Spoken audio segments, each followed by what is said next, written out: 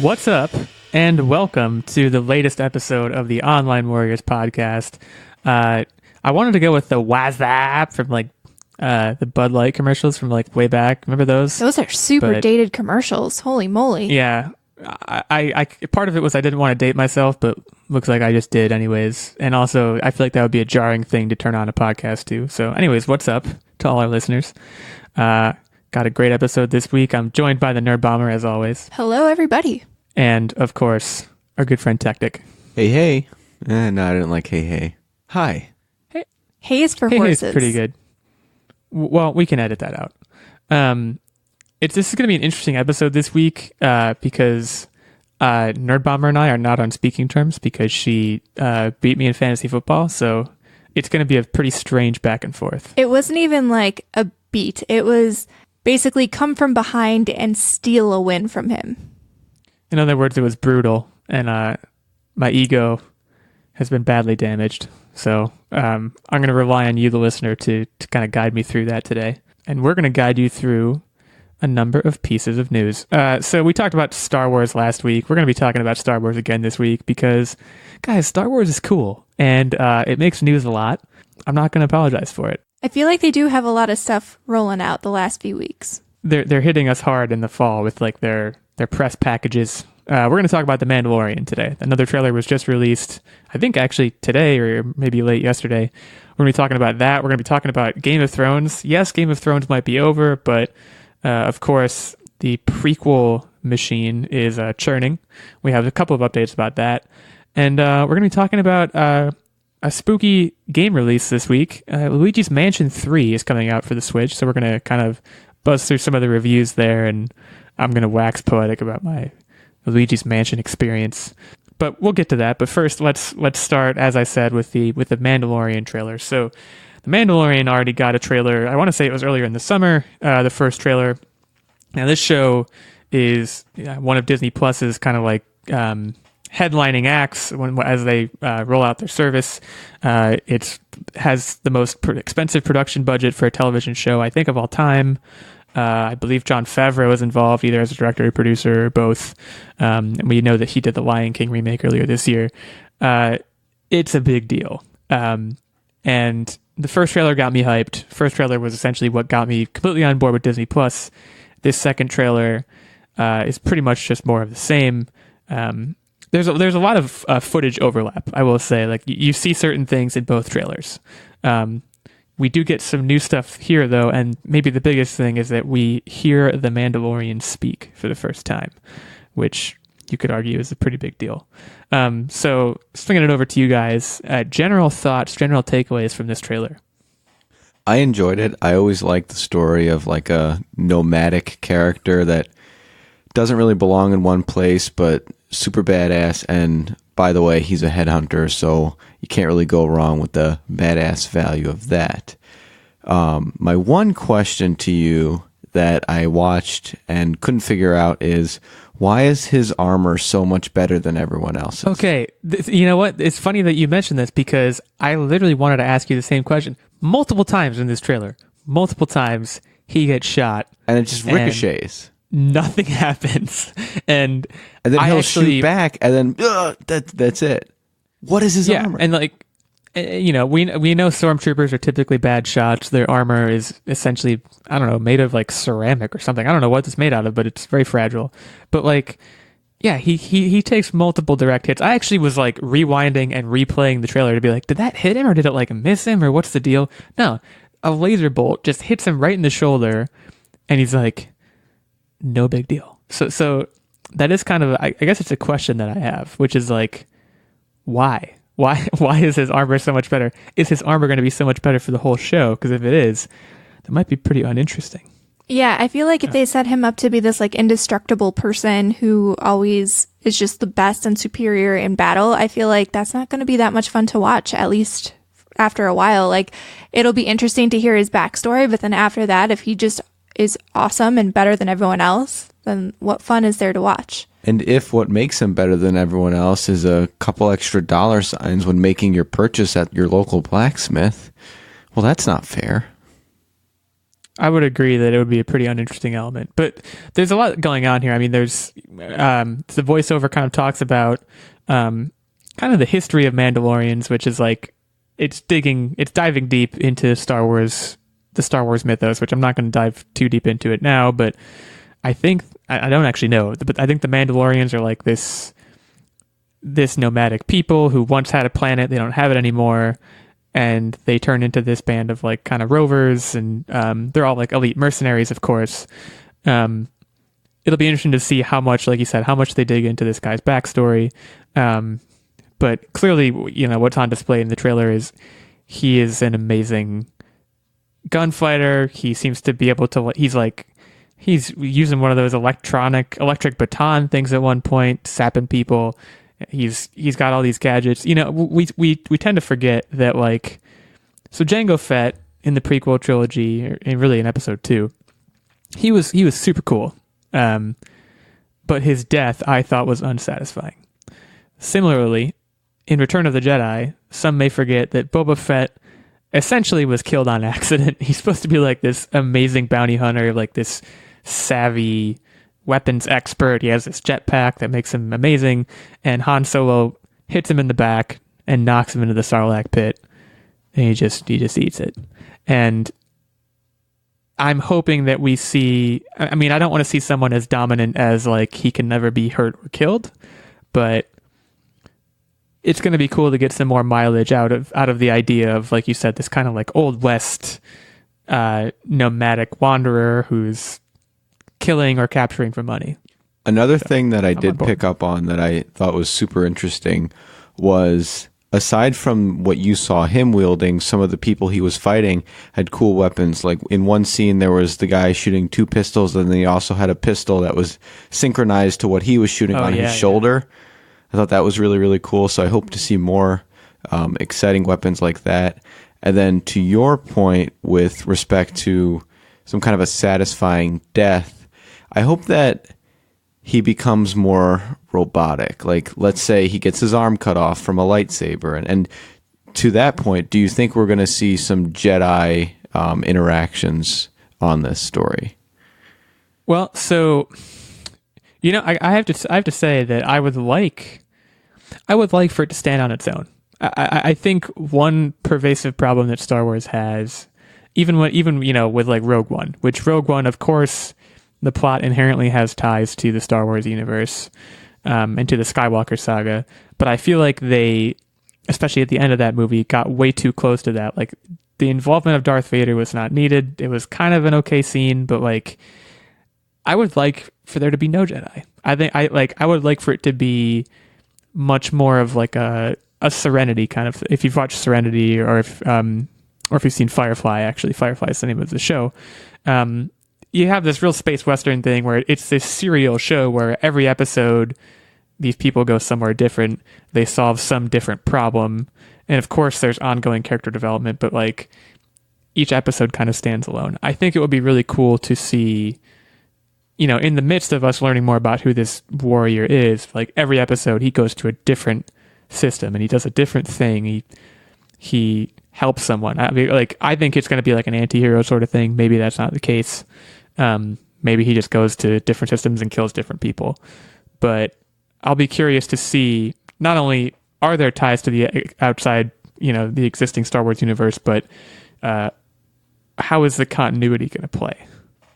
I agree with you in that I would like to see this more of a standalone. I think one of the coolest parts about Star Wars is the world and the lore and everything. And outside of Clone Wars and the books and stuff, I feel like in terms of live action visual shows, all we really have to go on for the most part of the movies, and I don't think there's nearly enough time in a movie, even if you have an epic length movie, to really fully explore the world of Star Wars. So I think it'll be really nice to have a more long form thing, like a television show, to really dig into the world. And like you said, maybe we'll see him hop around. We'll get to see the different societies and stuff that you don't really see when you're just following the story of the Jedis and the big battles between light and darkness. I'd like to see a little bit more of the everyday life and what life is like. And I think this is a really good opportunity. And from what we're seeing, there's a lot more characters that are introduced. And I don't think it will be directly necessarily tied to, the Jedi I don't want to say timeline, but like the whole Jedi storyline that we've seen so far in most of the Star Wars content. So there was another Right. scene that I picked up on where it was a little kid and it looked like he was almost like hand gesturing, like he was moving something, like using the Force, aka. Did you guys pick up See, on that? I thought he was just reaching for a person or something. I mean, it could have been a Force-sensitive kid. I didn't particularly take that away from that shot. But sadly, it wouldn't surprise me if that were the case. Like I think the whole Jedi shtick should be allocated to the movies. I mean, you have so much, like, even just now and listening to what Nerdbomber had to say, I was thinking about how much depth, like, you have shows like Game of Thrones, which we'll get to in a minute, that focus on, they have this world that all these characters live in, and there's these power struggles, and, fighting happens.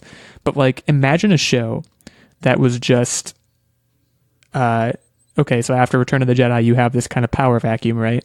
Where we need to, like, rebuild the Senate. And, like, there will be power struggles. You have, like, House of Cards-ish kind of elements. You have Game of Thrones-ish kind of elements. You set everything on Coruscant, which I think is a cool planet that has not been explored nearly enough in live action. And you have yourself a show that has juice. And like, obviously that's not what The Mandalorian's going to be, but I think the point is that there's a lot of capacity remaining. I mean, obviously the Star Wars universe has been harvested for good stories for many, many years, but there's still so much left. And I would hope that The Mandalorian can carve out something that's non-Jedi. And, hopefully just cool to watch, I guess. I mean, we see that stormtroopers are still going to be involved.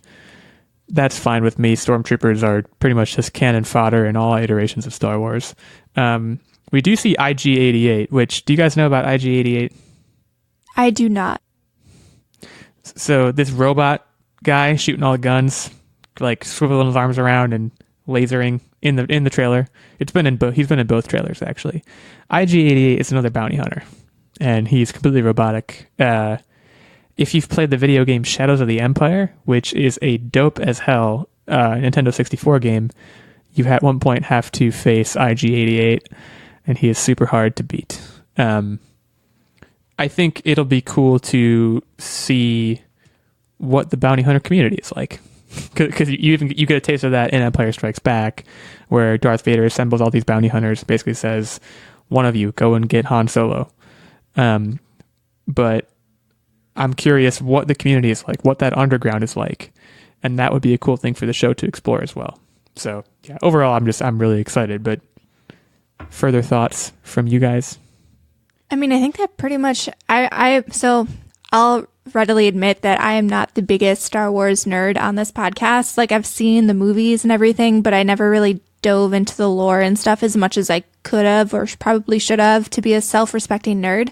But everything that I've seen so far from both this trailer and the last trailer, like, I'm really interested in it. I think it'll be a good jumping into point too for a lot of people like me who didn't necessarily get super involved with the original Star Wars trilogy, but now as it's gotten more popular and stuff, like, obviously you can't avoid it. So I think having a new cast of characters and a new entry point into the world of Star Wars, I think will be a really good thing, especially when you can do it in bite-sized chunks like a TV show. I think having like hour-long episodes and stuff is a little bit more manageable if you're just trying to get into a new world, especially like I said earlier, like, I think you can just do a little bit more with it from a storytelling and world building standpoint. So I think ultimately for me, I'm definitely going to watch it. One of the reasons that I do want Disney Plus, besides just the massive library of movies, I think it'll be a really good show and something I can really dig into and start to appreciate Star Wars a little bit more in depth. For me personally, it's right up my alley, specifically because if you ask Nerdbomber, I love comic book characters. I love Marvel superheroes, DC superheroes. And the main thing that I love about them is you never see me reading through just comic book stories. What you always see me doing is I'm reading the backstory, how they came to be, whether to be a superhero or a villain, or with Star Wars. I always like understanding what brought them to that point. So getting this whole backstory of the Mandalorian and or hopefully the backstory of the Mandalorian on and what the kind of struggles that got them to be where he is. And again, fingers crossed, that's what I'm ready to sign up for. So are you hoping for full? I mean, it sounds like you're interested mostly in origin story. So are you hoping for flashbacks? Like, would that be something you'd like to see in this show? Okay, yeah. I think that would be cool. And like real dark, traumatic flashbacks. Almost like if you go back to like the Arrow season 1, flashbacks like that, where like there's still a lot of present day action, but you kind of get snippets of the past to help connect the characters' past to how they got to where they are today. That was actually one of my favorite parts, not to digress into the Arrow, but that was probably one of my favorite parts of the early seasons of Arrow. And I don't want to talk about what happened as the seasons went on, but I think that would be actually a really cool thing. Basically, my goal is to sit, watch, and say, oh, damn. I think, and to touch on a point that you made, Nerdbomber, is like, I don't know who the bigger Star Wars nerd in the podcast is, whether it's me or Techtic. I think it might be me. It's you. When I was a kid, I had like atlases that like had all the planets, and like I had books that like documented extensively like every vehicle that was ever used, every weapon, every droid. Like I was really, really into it. So it's going to be an interesting thing for me to watch this show, and if they try to explore anything that's already existent in the extended universe, to what extent they're going to explain that to viewers like you, and to what extent they're going to tip their cap to people like me who tend to know a lot more than they probably should about Star Wars. So I think that'll be an interesting line for them to try and tread. I think they're capable of it. But that's one of the things that I am going to be watching out for. So The Mandalorian drops on Disney Plus when Disney Plus kicks off on November 12th. So if it sounds like your kind of party, then sign up for Disney Plus. More Disney news, and to kind of bleed into our next topic, which is these Game of Thrones prequels. It was also just announced a couple days ago that the writers of Game of Thrones, the Davids, I can't think of their names offhand, David something and David something else. I'm Googling it right now. Game of Thrones writers, David Benioff and D.B. Weiss are the two guys I'm thinking of. They were tasked with creating the next Star Wars trilogy. And they have announced, as of yesterday, I think, that they have walked away from that trilogy. They claim that it's because of their schedules. I'm not sure that that's true. I have a theory. Well, so we can get to that in a second. They apparently signed a 9-figure deal with Netflix in August. I think that might have gotten in the way of what they were hoping to do with Star Wars. That trilogy is supposed to start in 2022.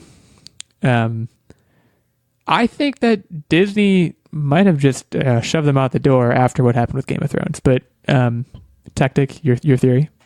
I think they, with the huge fan base that Star Wars has, it is a big pill to swallow to try to come up with the new trilogy in that universe. And I think they were just afraid that they wouldn't be able to cut it, honestly. I think that's a very fair prediction. I mean, whether you liked what they did with Game of Thrones or not. So do you guys watch Game of Thrones, or did you watch Game of Thrones? We did, yeah. So you guys know, and even I know, I don't watch, but I know about all the controversy surrounding the last season where they made some choices that a lot of fans of the show and of the novels thought were questionable. And they faced a decent amount of backlash from that, and maybe they're afraid to get into that kind of situation again. What I find really ironic is that part of their reasoning for why they wanted to do a rushed final season of Game of Thrones and why they wanted to end the series, I believe that it was their choice to kind of wrap up the series early, was that they had this Star Wars deal on the horizon and they wanted to move on to greener pastures, so they just kind of rushed everything. And I mean, the fans aren't stupid. You saw the quality dip after, I mean, man, it was such a successful show, had really good storytelling and world building. I mean, the final season of Game of Thrones just felt kind of sloppy. A lot of things just felt slapped together. Characters didn't act like they used to act, like their reasoning for doing things wasn't there, and it didn't make a lot of sense. And I just find it ironic that it felt like they rushed it so that they could do this Star Wars deal. And now it seems like either they got pushed out or they just don't have the confidence to pull it off, because I know they signed this Netflix deal, but you can't tell me, and I can't obviously speak for their motivations 100%, but you can't tell me that if you had the opportunity to make a Star Wars trilogy and go down in history as the guys who made another Star Wars trilogy, you wouldn't take that over some Netflix deal. Because especially as we're looking at all of these different streaming services coming out, like Netflix is kind of going the wrong way. They have a lot of good content right now, but they're raising their prices. They keep talking about how they're going to crack down on having people share accounts when the services like Disney Plus are saying, hey, we'll let you have 6 people on this account for a lot cheaper. Like, it just seems a little ill-advised, but hey. I mean, to me, the takeaway from all this is that the optics for Disney, like, they might have thought that the optics were bad announcing this. The optics are good here. Like, everything I've seen has, there are headlines that say like, oh, a Star Wars trilogy suffers setback as Game of Thrones writers leave. And everyone's like, setback? This is the opposite of a setback. I mean, these guys just had, I don't want to spend too much time dunking on these guys, but a couple days ago, they also had a Q&A at some event that was essentially disastrous. If you Google it and if you read anything about that Q&A, they kind of made themselves sound like they stumbled into Game of Thrones and like never really had any idea what they were doing and just got lucky. Not a good look for them, not a good look for Netflix, and that's kind of why my conspiracy theory is Star Wars and Disney, they figured out some way to get these guys off the books in such a way that they would say like, we're moving on, and not giving a whole lot of other details. And I mean, if that's the case, good for Disney and Star Wars, because I think that Star Wars is such an irreverent franchise, and they've already had some backlash with some of the latest movies that they've done. And I think that they need to basically keep the integrity of Star Wars. I don't think they can afford to have a trilogy basically poop the bed. So I think it's a smart move if they did push them out. I think the timing of all of this is a little bit curious, but it's also timed apparently with some announcements about some prequels for Game of Thrones. So we actually had 2 announcements about Game of Thrones prequels today. I did not know that there were apparently 2 in the works at the same time. One of the prequels today was ordered for a full season at HBO. It's called House of the Dragon, and it's based on the Game of Thrones companion book Fire and Blood. Supposedly this will be set 300 years before the events of Game of Thrones and tells the story of House Targaryen. Now, as a non-Game of Thrones watcher, I have really no knowledge about what any of that means. What I do know is that there was another Game of Thrones prequel starring Naomi Watts and written and directed by female showrunners, which was seen as significant, and that it essentially is coming out today that it will not be moving forward. So it seems like they may have had both of these things in the works. They actually filmed an episode for the one that got canned, and they've made their choice. So without knowing pretty much anything, what's your excitement level? Do you think that this is going to attain the same mass hysteria that Game of Thrones did? So from what I've heard of the 2 storylines, I'm actually more excited about the House of Targaryen storyline, simply because when you're watching Game of Thrones, it's all building upon how powerful the House of Targaryen once was, and how they had all these dragons at their arsenal, and all you're thinking is, man, I would have liked to see that show. How badass would that be? Well, here's your chance. Show us. I think it's definitely smart to consolidate into just one show. I know I kind of dunk on The Walking Dead a lot and what it kind of turned into. But if you look at a lot of shows, if you're doing like prequels or spinoffs, I think it's a rough idea to try to do multiple. And the Game of Thrones is, or The Walking Dead rather, as my reference, you look at how they have Fear the Walking Dead. Now they have an additional spinoff. And personally, I think you gotta either keep to one show at a time in a universe, because I don't think you'll have a good carryover audience to multiple shows. I think trying to do something like the Marvel universe does, where they have a bunch of different outlets and inlets into the universe, I think that's a very rare phenomenon. And I think Game of Thrones is smart to kind of limit it to their one like most successful idea, because like Techtic said, I think a lot of people are interested in the history of the Targaryens. So putting all your eggs in that basket, making sure that that show gets all the resources that it needs in terms of funding and just production value and stuff like that, I feel like that will make it a little bit more successful. And I think that if you do have multiple shows out there, you're just going to split your audience, because especially in today's day and age where there's so much content out there in general, I feel like it's very difficult to get people to commit to one show, let alone two. So I think bearing down on just one is a smart idea. Whether or not they needed to wait until they had a whole cast and they filmed a whole episode, I feel like they probably could have decided on that a little bit earlier, just so, I mean, I feel like that's kind of rude to do if when you have a whole episode filmed and then you're just like, hey guys, just kidding, we don't like this, bye. I feel like that kind of sucks, but apparently HBO was not happy with the pilot and they asked for changes before deciding to kill it. I don't know what changes they asked for. I'm reading off BuzzFeed here. That other show was apparently to be set in a time period thousands of years before the series. So getting even further away from the original series. And I don't know how that would work either. Sorry to cut you off. I just don't know how that would work either, because I feel like if you maintain a connection to the characters that people already know and love, I feel like it'll be a little bit easier. If you go back thousands of years, like that's going to be a little bit of a stretch to make that tie. Yeah, like you'll still have some of the family lines. There'll probably still be the House of Stark and Baratheon, things like that. So you go, oh, I know that house. That's pretty neat. So without knowing anything about Game of Thrones, I mean, I know a decent amount just because of what I hear, but where do you see this series set, focusing on House Targaryen? Where do you see that leading in terms of like where Game of Thrones itself starts? Is there a very clear path that just will bleed directly into Game of Thrones and make it a true prequel series, or is there still room for ambiguity in the ending? It has to go up to Jon Snow's mother being born, I feel. Simply because leading up, the biggest plot twist was that... Spoiler! Yeah, spoiler alert. I mean, I feel like we're pretty past that at this point, but go ahead. Was that Jon Snow's mother was a Targaryen. And if you can, once you get to that linkage point of at least her being born into the world, I think then you go, wow, I've seen it all. Way to go, Game of Thrones.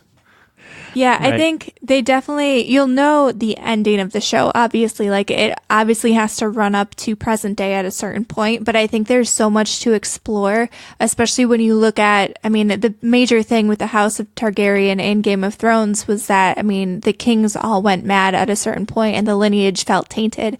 But at one point, they were great and they led like a great civilization. They had a bunch of dragons. So it'd be really interesting for me to see the exploration of the turning point for that dynasty, like what happened to them. And I know a lot of it was inbreeding. They say that in Game of Thrones, both the book and the show, but just watching that devolution happen. And I feel like depending on where you start in the lineage, I feel like you can really see a lot of development. You can get a lot of characters. I mean, they could focus on one generation of Targaryens. They could focus on multiple. It really depends on how they want to do it.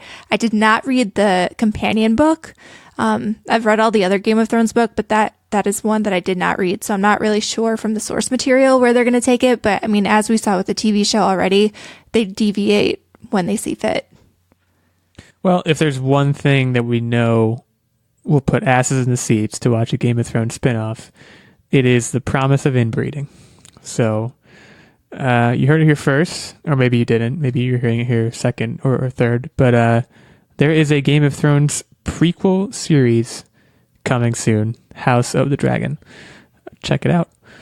We're going to take a quick break now, but before we do, we are going to, as always, shout out our wonderful Patreon producer, Mr. Ben Checkness. Ben has been backing us for quite a while. We really appreciate him.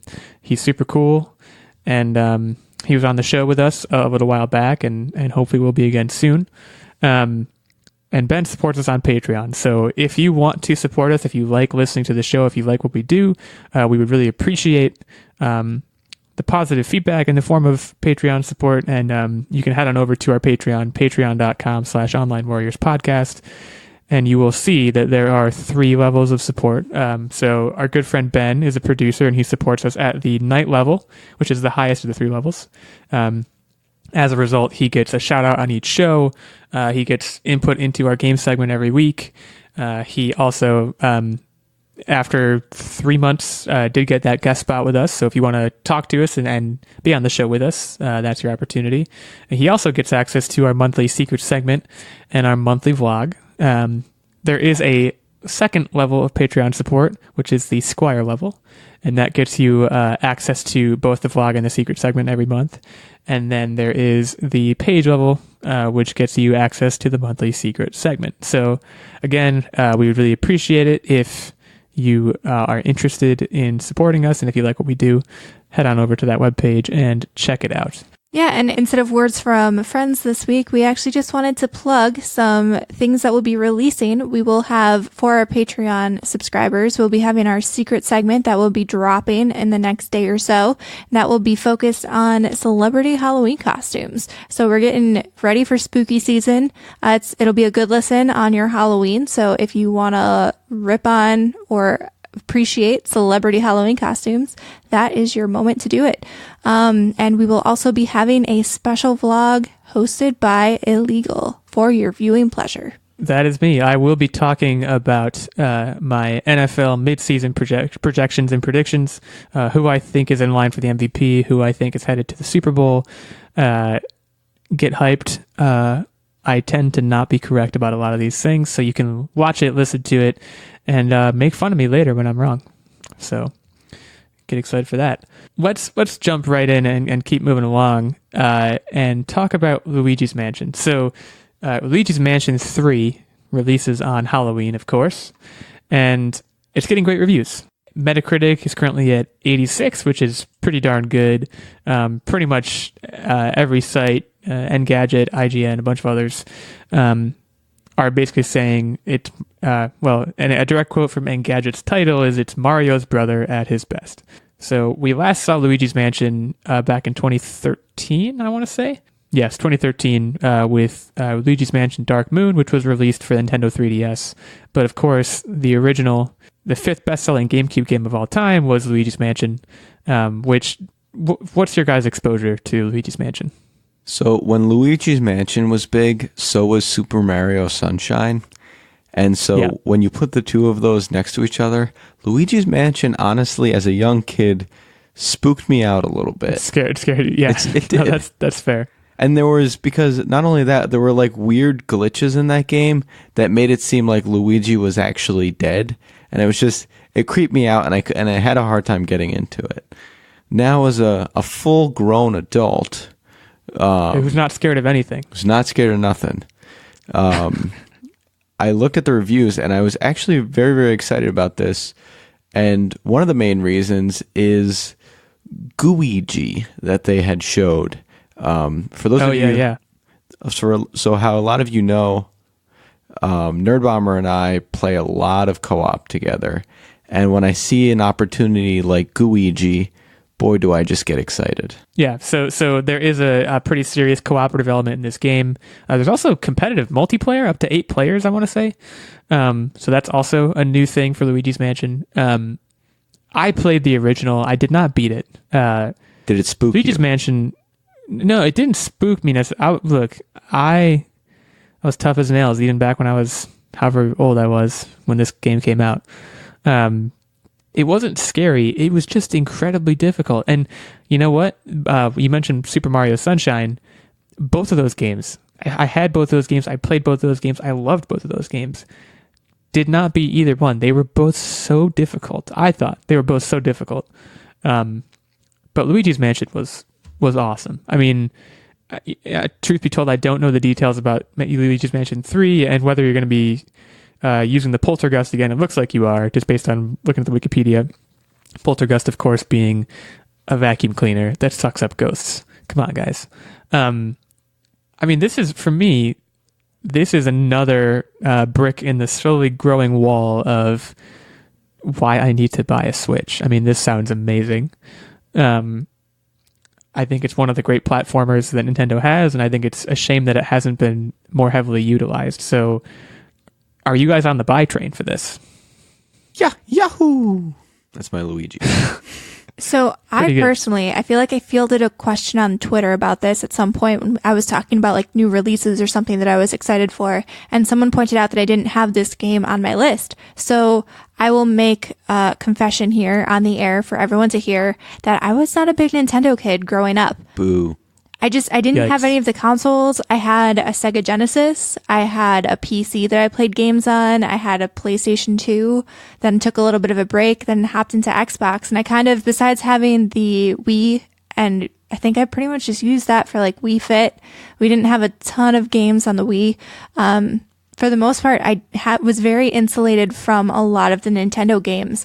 If it wasn't something on my Game Boy, like Pokemon or something like that, I really didn't have much exposure to it. So I honestly, prior to seeing information and reviews and clips about this game, I was just gonna like, okay, that's just another Mario game.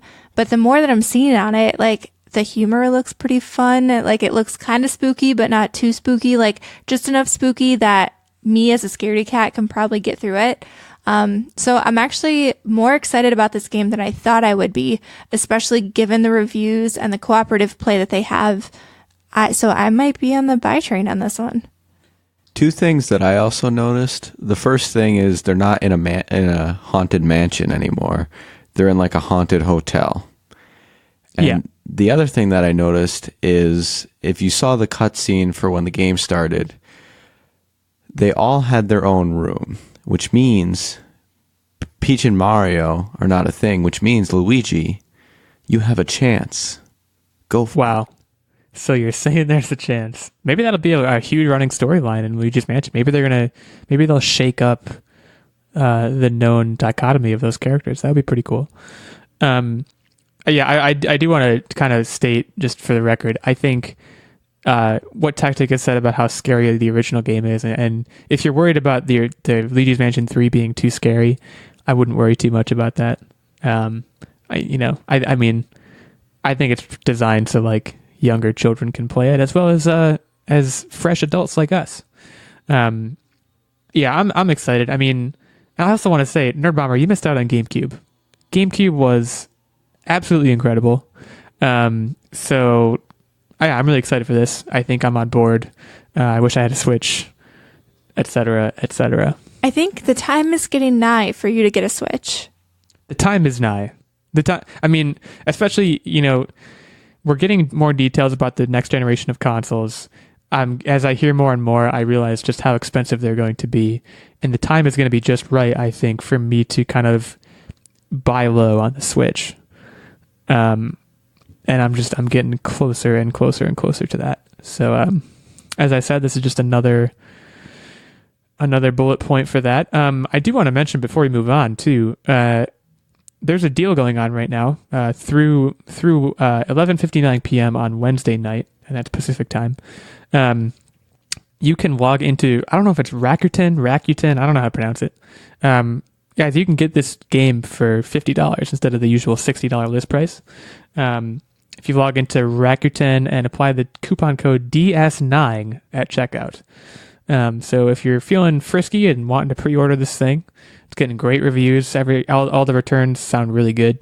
Then you can get it for $10 less than you normally would be able to. That is a rarity because I feel like, especially with the Nintendo Switch, games do not go on sale very often. It is a very few and far between thing. I think you have to wait a couple years usually before the Nintendo first-party titles go on sale.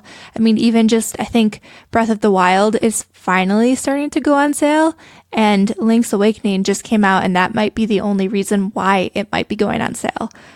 And Well, it's certainly not. This is a brand new. It's not even out yet. So just the idea of pre-ordering for a reduced price, it's also pretty crazy. So, yeah, that's when that could be taken advantage of. Before we move off the news completely, since we talked about some of the price points of the new consoles, there was something that just came out earlier today. I think it was today. Oh, that's right. Xbox announced that they're bringing back the All Access plan, which was it was already established. I think it was like a payment plan sort of thing where you basically were quote unquote renting a console and then you paid them monthly installments and you would get the console, you would get Xbox Live and a game. And so now they're resurrecting that where they're going to bring this plan back. At the end of the term for the old plans, you would own the console, but now they're giving you the option to upgrade the Xbox for the next generation Xbox Project Scarlet whenever that comes out. So there is a payment plan out there in the world if you are worried about the price of new consoles. There you have it. So I'm thinking about getting on the Switch train. You may be asking, what else is going on in my life? And let's move into our What Are You Up To Wednesday segment, and I can tell you. I really only have one major update today, and it might be kind of silly. I mean, I'm 27 years old. I had to check my math on that. Guys, I've never had fondue in my life. And really? This past weekend, I did. And did you go like melting pot, or like did you do homemade fondue? A friend of mine has a fondue pot. So we did both the cheese fondue and then the chocolate fondue. And boy, if you're asking me to pick one of those, it's the chocolate all the way. Really? It was amazing, guys. If you're listening and you haven't ever had fondue, you need to find a way to make it happen. Because I don't think even I understood just how great it would be. So are you guys fondue folks? Well, two questions first. One, are you going to invest in your own fondue pot? Boy, in as much as I just said it's amazing, it also seems like it's a lot of work. So right now I'm going to say no. Second the question. answer is I'm going to continue mooching off of my friend that does have a fondue pot. Are you going to invest in a chocolate fountain? I feel like that's even messier. What is the difference between a chocolate fountain and a fondue? Is the chocolate fountain just that the chocolate's always moving? I find the chocolate fountain to be more gross. Does the movement of the chocolate make it taste better? I feel like the answer is probably no.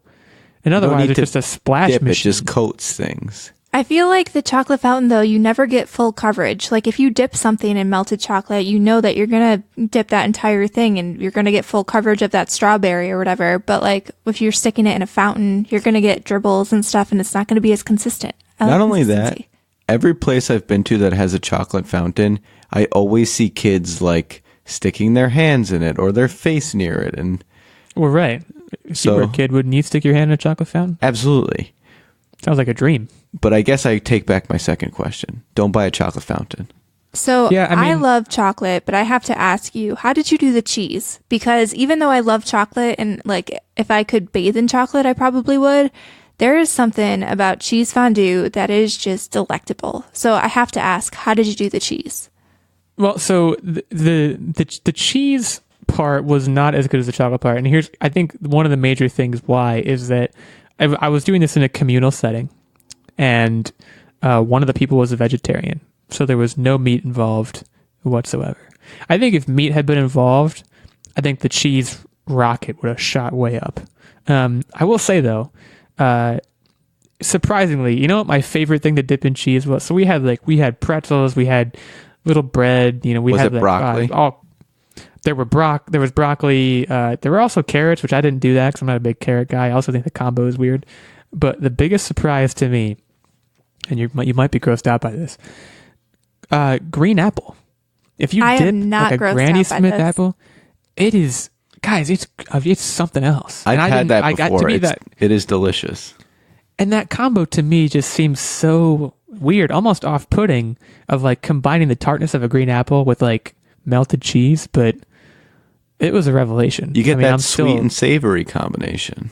See, That's what I was going to say. Like, that rivals to me chocolate fondue. So my perfect fondue, and we've frequented the melting pot. We are not sponsored, but we've frequented the melting pot a lot. And one of my favorite cheese fondue combos is when they have it's like a bacon and chive cheddar. And so that's melted down and you get that nice, like, savory, like, deep cheese, deep bacon taste. And then you dip a green apple in there, and there is, like, nothing better in this world, for whatever reason, than a bacony, cheesy apple. Delicious. You know what we got to do is we got to do an episode of the podcast when we switch to video format, which hopefully will eventually happen. One of the episodes is just going to be, we're going to be doing a regular episode, but we're also going to be eating from a fondue pot at the same time. And just like going on a fondue trip. We should do fondue flavors, and then we can have it fondue or fondant. Yeah, that'd be pretty good.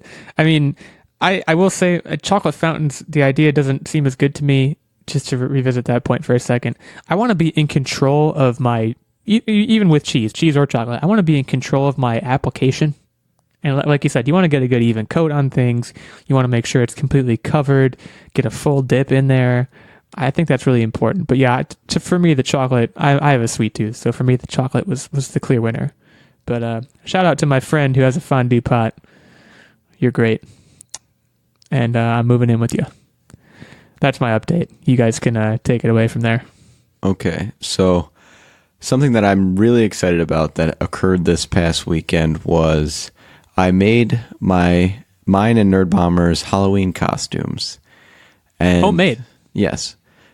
Normally we work completely together on them, but I had the day off from work and it was kind of last minute, and it worked out really, really well. So what we did this year was we were supposed to do a group of 4 people, and we were going to be Ninja Turtles, but last minute that changed and we became a group of 2.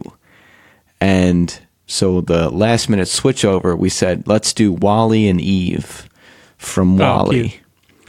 And I am not a professional costume maker by any stretch of the word. Really? But they turned out pretty good. I used those rubber chemistry goggles, painted the sides and back and front of those to be silver with like gold and a little bit of rust looking for his eyes. Hot glued some washers to them to give that circular part that he has in the front of his eyes. And then for the body, I had a yellow t-shirt that I sewed Wally with a little red circle and an E in it. And then I sewed almost looked like a gray pillowcase on my shoulders to give me that. I didn't know you were a sewer. I wouldn't consider myself a sewer either by any stretch of the word. But you dabble, clearly. I dabbled in some needle and thread.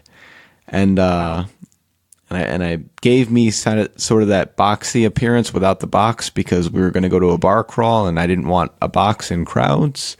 And then for Nerdbombers, which was super simple, so Eve has basically no discernible qualities. Yeah, so you cut off Nerdbomber's arms and legs. Yeah, and that was it. No, so put a white sweater on her and you're done. Yeah, so I did white sweater, white beanie. And I gave the little green tree logo that lights up on Eve's chest every now and then. I put a little patch there, and then I put on the beanie kind of a black patch with blue eyes on it, and that was it. But we were Wally and Eve. I enjoyed. I did see the photos. They were very cute. I know I have a costume for this weekend. The party I'm going to is this coming weekend. I'm not going to say what it is. I'll say what it is on the secret segment. So if you want to know, hit us up on the Patreon. Maybe I'm hyping it for a big letdown. I don't know, but Borat. If you guess what it is, I will tell you. But it's not Borat. I've never seen Borat actually. I'm about to get a lot of angry tweets and comments about how I haven't seen Borat. Sorry to everyone who loves Borat. I thought it was Nerdbomber. What do you have? I didn't.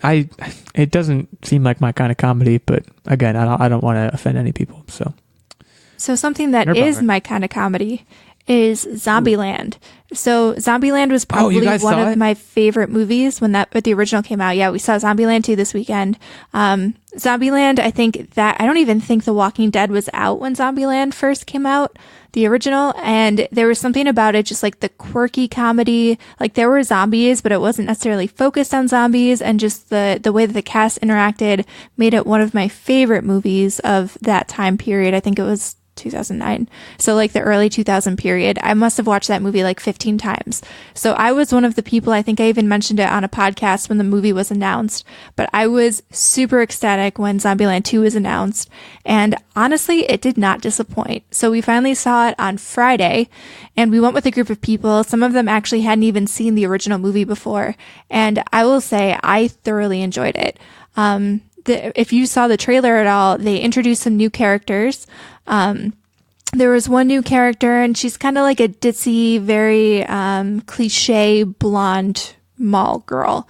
And I thought that she would be super annoying, but she actually added a lot of really funny comedy beats throughout the entire show, and it kind of shook up the dynamic between the characters. So I actually really enjoyed that character. I thought having the dichotomy of Woody Harrelson's character and Abigail Breslin, now that she's growing up, seeing that like angsty teen rebellious nature, because Woody Harrelson's character kind of plays her father figure. I thought that was really interesting, because to the movie's point in the very beginning, it says like, oh, you know, we've been together, but obviously Abigail Breslin was always a child to their more adult characters with Jesse Eisenberg and Emma Stone and Woody Harrelson all being adults. So it kind of explored that whole like growing up and trying to find yourself in the zombie apocalypse.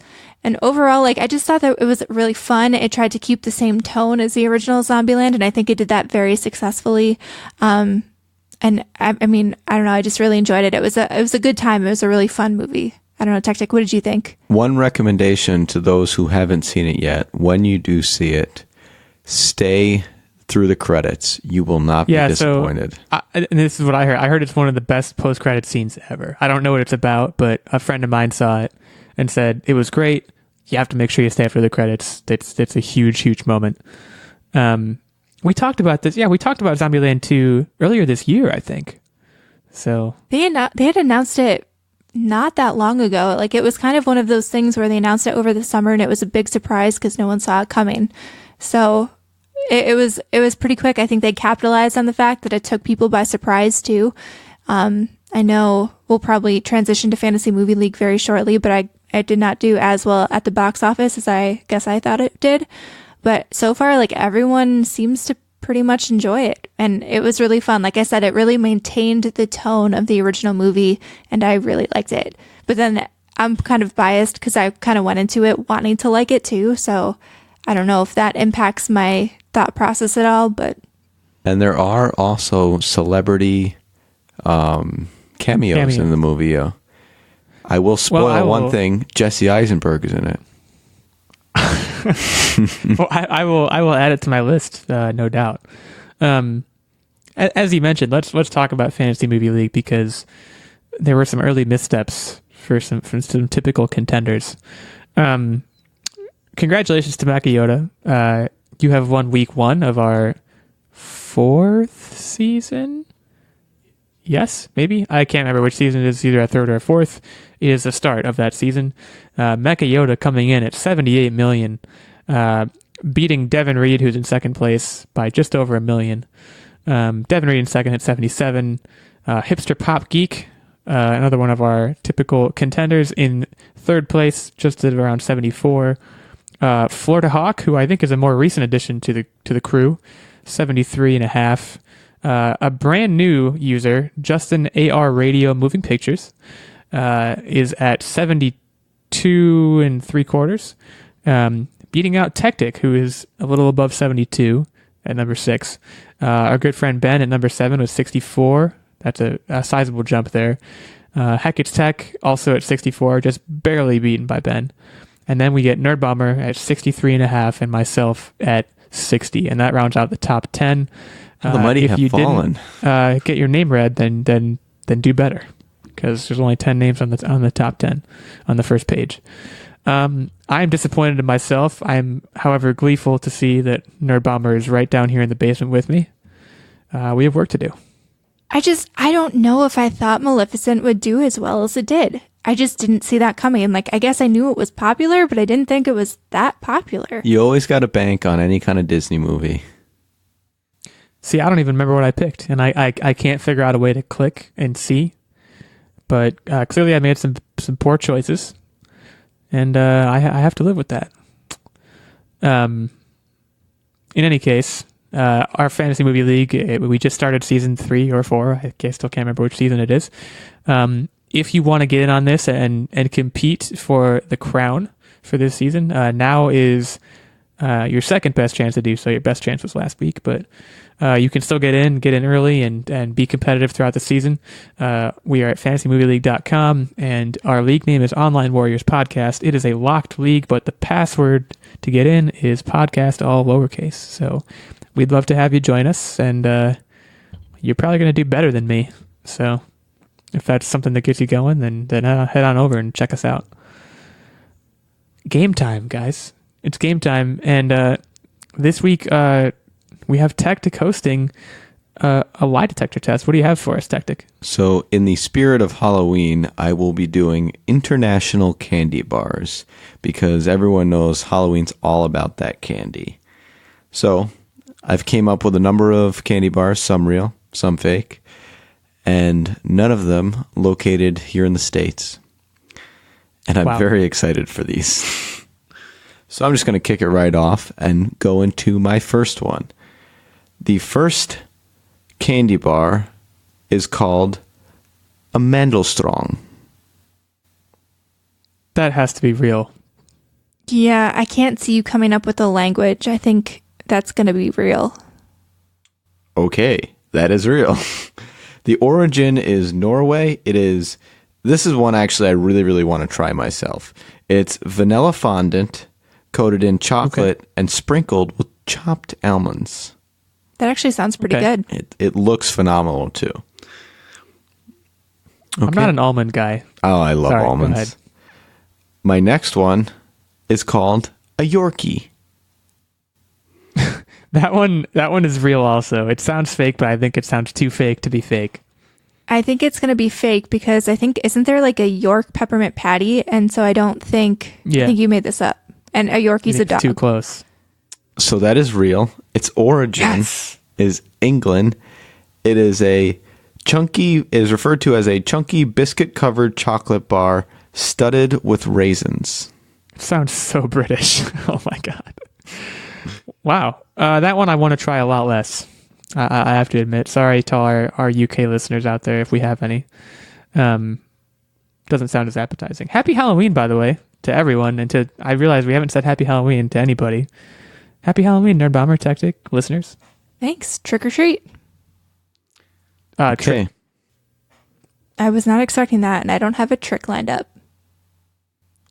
Sorry, Techtic, I'm hijacking your game. Continue. So my next one is called a silly bar. I'm saying this one's fake. This one is real again because it's too fake to be fake. Okay, so this one is fake. Dang. A silly bar is actually a slang term for Xanax. Pass that silly bar. Wow. I think you're a silly bar, Techtic. So it's all tied up. Now we're tied. Yeah. The next one is a violet crumble. This is fake. I think this one might be real. This one is real. Dang it. It hails from Australia. It is honeycomb toffee coated in chocolate. Shout out to our Aussie friends. If you guys have had this candy and can give us a feedback on if it's delicious or not, because it sounds good, but it could very well be gross. So please let us know because I'm interested. Do they know that their candy bar sounds like it's made up? Because it really does. Dang it. All right. Okay, I'm in this. Come on. Okay, this next one is called Black Thunder. I think this is fake. This is fake. This is real. Oh, I had a chance to catch up. It hails from Japan. It is chocolate cookies with puffed rice covered in chocolate. I mean, that sounds good. I'd eat it. Black Thunder was also my nickname in high school. So I'm sure it was. copyright infringement. Dang it. Okay, so now I'm losing. Or no, am I losing by 2? You're only losing by 1. I didn't get that last one right. I'll be honest. It's Halloween. Yeah, in the spirit of Halloween, thank you. The next candy bar is called Lion White. The fake. This is real. This one is real. What? Yes. This one hails from the United Kingdom. It is a caramel wafer with crisp rice covered in chocolate. You know, I do want to hear from our international listeners on this. I want to hear what you think of these candy bars. Any of the ones we mentioned. If you've had it, let us know how it is. Let us know if it's popular. I'm wondering if Techtic is just pulling these out of the woodwork. So we're all tied up, 2-2. Man, this is exciting. This next one is called Kerbis. Say what now? This is fake. Kerbis. It's fake. I'm going to go with fake also. So this is fake. It is just the German word for pumpkin. I like how you're doing like investigations on things that are real, but like not candy bars, so that like they're not totally out there. I am really digging the dedication. I agree. Okay, so we got one more for the tiebreaker. Oh my gosh, this is so intense. Doo-doo-doo-doo. We're going to go with Golbrod. This is real. If I say real, that's not fun because then if we get it right, then it's fine. You say whatever you want to say, and we can figure out a tiebreaker if you want to say the same thing. I have backups if you feel like. Okay, I think this is real. It is real. It hails from Norway. It is marzipan covered in chocolate. What is marzipan? Can someone explain that to me? Isn't it like candied almond or something? Almond is involved. Let me Google it. Also, for the next tiebreaker question, we should do like 1, 2, 3 answers so we don't like. Oh, that's good. Don't stagger it. Okay, I like that. I like the way you think, like rock paper scissors style. Marzipan is a confection consisting primarily of sugar or honey and almond meal, sometimes augmented with almond oil. So yeah, it's almond something or other. Okay, tiebreaker round 2. Let's do this. Okay, this next one is called a brittle stick. Okay, ready? 1, 2, 3. Fake. Fake. Dang it. Yeah, we both said fake. It's got to be fake.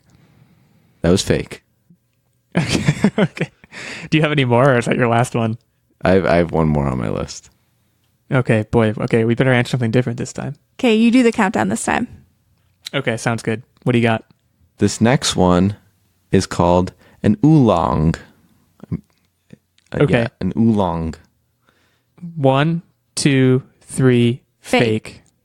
Dang it. I have no more on my list, and you guys are just going to chalk it down as a tie. Oolong is a tea. That one I do know. Yeah, I knew that too. Is it fake? Yes, it was fake. Yeah, It has to be fake. I have a good way to decide this so we can figure out who's doing the quiz next week. So, Techtic, you're going to count us down, and we're going to play an audio version of rock, paper, scissors. Best 2 out of 3 will win this one, okay? Oh my gosh, this is so intense. So what we'll do is 1, 2, 3, and then say, we're not doing like rock, paper, scissors, shoe. It's just rock, paper, scissors, and then say it. Okay? This could be the first audio rock, paper, scissors game ever played. And I'm on board. Okay, I'm ready. Let's do this. 3, 2, 1. Scissors. Paper. Dang it. All right, I'm down 1. Okay. The timing should be a little bit better. It's fine. It's fine. I'm committing. I'm not doing any nonsense. I'm ready to win. I'm ready to come from behind and win this thing. Okay, I'm ready. 3, 2, 1. Paper. Scissors. Ooh. Oh my gosh. Okay. It all comes down to this. This is for the win. You got to shoot it quicker, by the way, Illeagle. I'm shooting it too fast. I'm shooting it too slow. I can shoot faster. Okay, let's do this. 3, 2, 1. Paper. Paper. Oh no. No, we go you guys again. are destined to tie. Okay. No, one more. Come on, we can do this. 3, 2, 1. Rock. Come on. This is amazing, guys. No one's ever done this. Okay, last one. I promise. I swear. 3, 2, 1. Paper. Ah, God. I even said it first with like such a time delay. Okay. One more. This is so much fun to listen to. I'm sure we can do this. 3, 2, 1. Scissors. Rock. Yes. Okay. You got it. Illeagle wins. Man, that was the hardest I've had to work for anything. Hey, that was a silly bar, if you ask me. That was I'm having a little one sweaty, silly bar. man. Oof. I am also a bit damp over here. That was intense, guys. That was our first ever like quadruple rock paper scissors tiebreaker. Hope you enjoyed listening to it. Next week I will be hosting the Lie Detector, whatever that may be. And in the meantime, we wish all of our listeners a very happy Halloween, or whichever other Halloween variant you may celebrate, if Halloween variants indeed exist.